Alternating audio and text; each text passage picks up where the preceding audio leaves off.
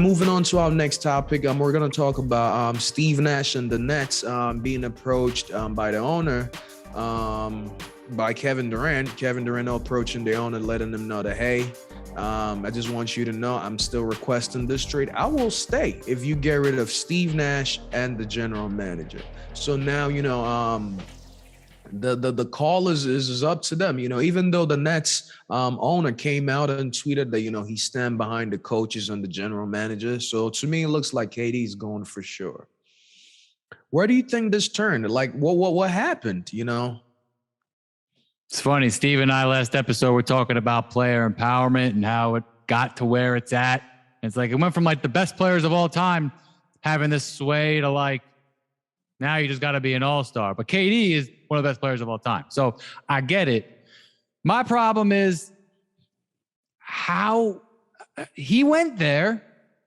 It seems to me like he's frustrated with the organization and the coaching, and they're frustrated with him.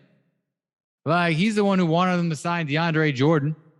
He's the one who wanted him to sign Kyrie. And again, we both love Kyrie's game, but he doesn't play a lot of his games. So I don't know, man. I feel like Kevin Durant, he wanted to go to the Suns. We talked about that. He may want to go somewhere else where he has a better chance to win right now while he's only got a few years left. I just think he's trying to see how much power he really has. I think he's just trying to flex. That's my opinion. I think he's just trying to flex, see how much he can get the Nets to budge. Now, I don't know what the issue is with Steve Nash personally. Nash is a novice head coach. He didn't seem like a great head coach. He seemed like an average one, not a bad one, but not a good one.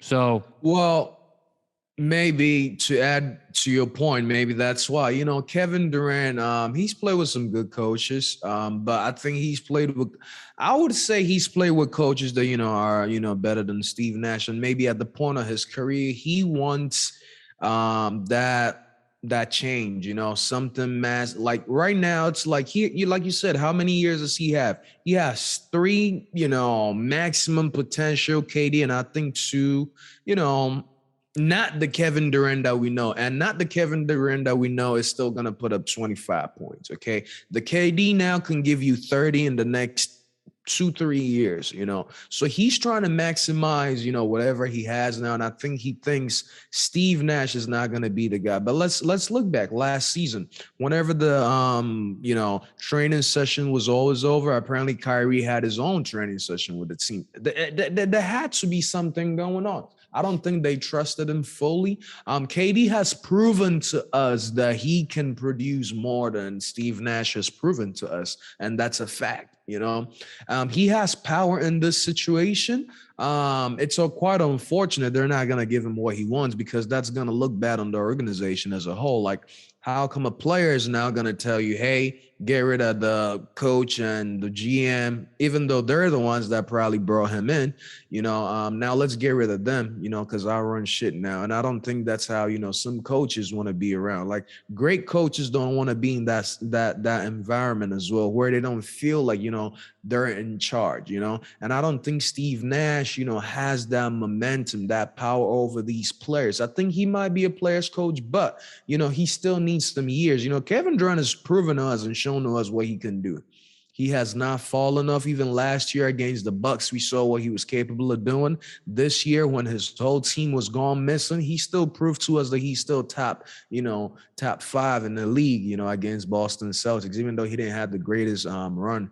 But again, I think, the team as a whole didn't play well, but maybe that's where Kevin Durant is pointing fingers. Maybe they should have brought in, more role players. I think they signed, 2-3 big names, and then the rest was like, yeah, we'll let it play out. But, I don't think the Nets have a great team, rotation wise. And also, guys like Ben Simmons and all of that not being available. Also, maybe KD and Kyrie might have wanted Ben gone, but maybe Steve Nash sees something else in him. You got to understand, Steve Nash and Ben got something going, Australia.